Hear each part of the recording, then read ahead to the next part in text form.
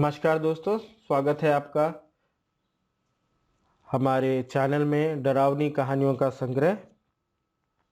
अगर आपने अभी तक इस चैनल को सब्सक्राइब नहीं किया है तो सब्सक्राइब कर लीजिए और बेल नोटिफिकेशन बटन को ज़रूर दबाइए। तो चलिए, आज की कहानी है शहर की एक भूतिया हवेली। ये कहानी राजस्थान के कोटा शहर की एक भूतिया हवेली के बारे में है। यह हवेली राजा महाराजा के समय में बनाई हुई थी, लेकिन पिछले 18 सालों से इस हवेली में आज तक कोई भी रहने के लिए नहीं आया है।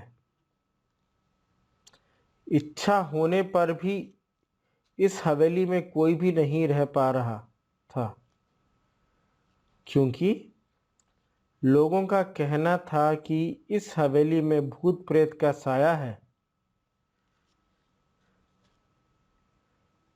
जब अजीत सिंह को इस हवेली के बारे में पता चला तो उसने तय किया कि वो इस रहस्य को जानकर ही रहेगा, क्योंकि लोग इस हवेली में नहीं रह पा रहे हैं। उसने मजबूत इच्छा शक्ति से हवेली में रहने की पूरी तैयारी कर ली। जब उसने हवेली के अंदर जाने के लिए पैर आगे बढ़ाए तो दरवाजे पे किसी अनजान व्यक्ति ने उसे रोक लिया और नजदीक जाके बोले, कौन है आप और किधर जा रहे हो?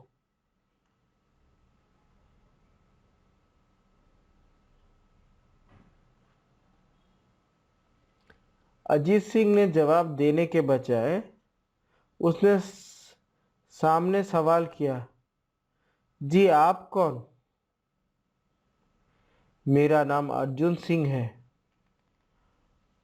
और मैं यहीं पास में ही रहता हूँ। अजीत सिंह ने कहा, हो अच्छा, मैंने सुना है कि ये एक भूतिया हवेली है और यहाँ कोई नहीं आ पाता है।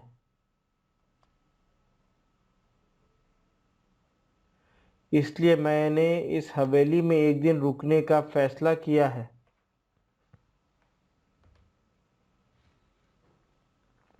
अर्जुन सिंह ने कहा, जी हाँ, आपने सही सुना है और आप भी अंदर मत जाइए। मेरी माने तो आप भी वापस लौट जाइए, यहाँ बहुत खतरा है। ये सुनकर अजीत सिंह बहुत खुश हो गया, जैसे उन्हें कोई लॉटरी लग गई हो। अर्जुन ने उसकी खुशी को देखकर बोला, आप क्यों खुश हो रहे हो? आपको तो भूत का नाम सुनकर डर लगना चाहिए।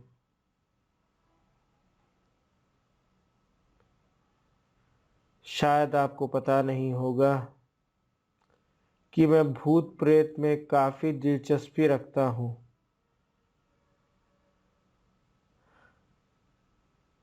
अगर इस हवेली में भूत है तो मैं अंदर जरूर जाऊंगा और सारी सच्चाई का पता भी लगाऊंगा।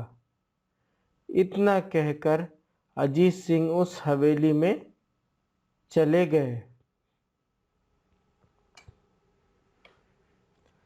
अंदर जाके अजीत ने अपनी बैग से को साइड में रखा और हवेली के चारों ओर देखने लगा। सारे रूम भी चेक कर लिए। बाद में ड्राइंग रूम में आके सोफे पे बैठ गए।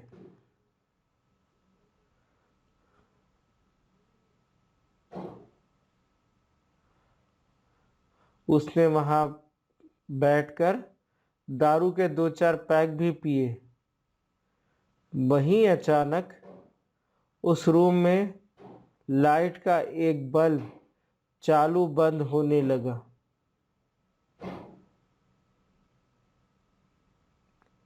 लेकिन अजीत ने उस पर ध्यान नहीं दिया। थोड़ी देर बाद दूसरा बल्ब चालू बंद होने लगा। फिर तो हवेली की सारी लाइट चालू बंद होने लगी। ये सब देखकर अजीत अपनी जगह पे खड़ा हो गया और संपूर्ण सचेत हो गया। अचानक उसके सामने एक छोटा टेबल हवा में उड़ने लगा, करीबन 6 फुट हवा में ऊपर जाके गोल गोल घूमने लगा।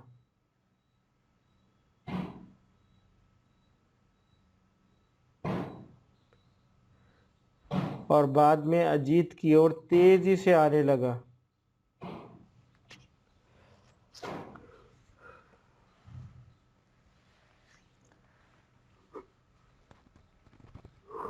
अजीत ने तुरंत ही अपनी जगह बदल दी और दूसरी ओर चला गया। और वो टेबल वहीं जाके गिरा जहां अजीत खड़ा था। अजीत कुछ समझ पाता इतने में सोफे की सीट उसकी ओर आने लगी। वो जल्द खड़ा हो गया और छलांग लगा के दूसरी ओर कूद गया, जिसके कारण सोफा दीवार को टकराया और अजीत बच गया। अचानक सब कुछ शांत हो गया।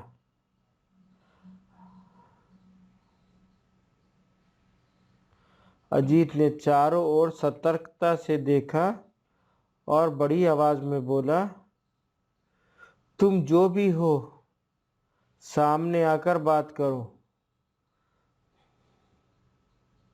वहीं एक बड़ी परछाई उसके सामने आई।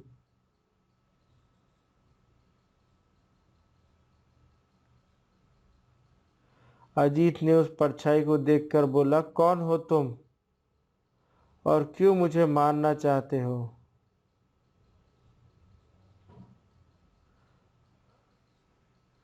परछाई, तुम्हारी भूल के कारण अजीत। अजीत ने कहा, मेरी भूल? मैंने कौन सी भूल की?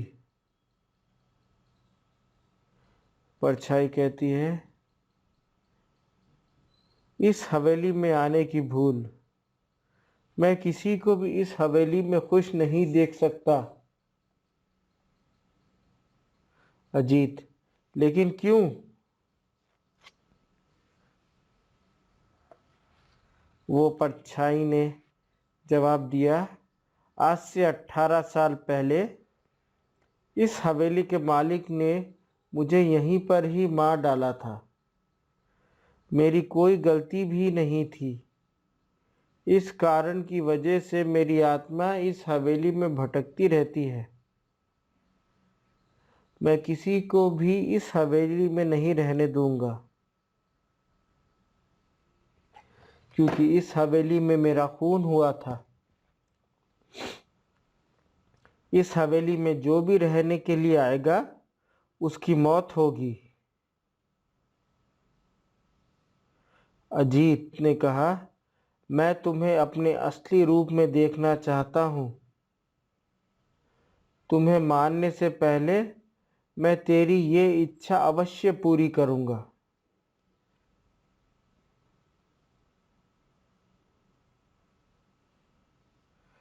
और उस परछाई ने एक भयानक दरमियाना रूप ले लिया।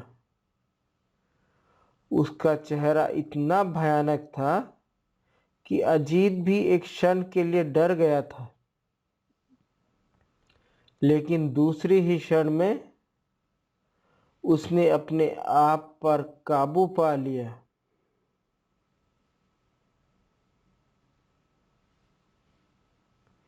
बाद में इसने अपनी जेब से सफेद पाउडर निकाला और उस भूत पर फेंक दिया। भूत पर पाउडर पड़ते ही वो जलने लग गया। बड़ी बड़ी ज्वाला उठने लगी। वो भूत बहुत जोर जोर से चिल्लाने लगा और बाद में पूरी तरह से जल गया।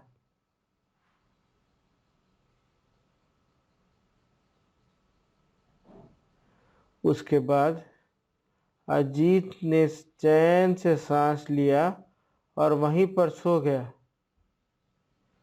दूसरे दिन सुबह जब अजीत को सही सलामत हवेली से बाहर आते देख अर्जुन तो आश्चर्य हो गया।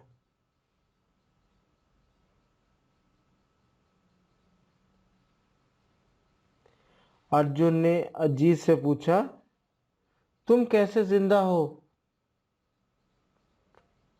जब अजीत ने अर्जुन को कल रात की घटी घटना को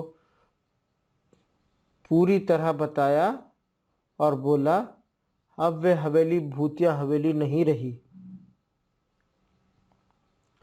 तो दोस्तों, आपको ये कहानी राजस्थान के कोटा शहर की भूतिया हवेली कैसी लगी, हमें कमेंट में ज़रूर बताइए।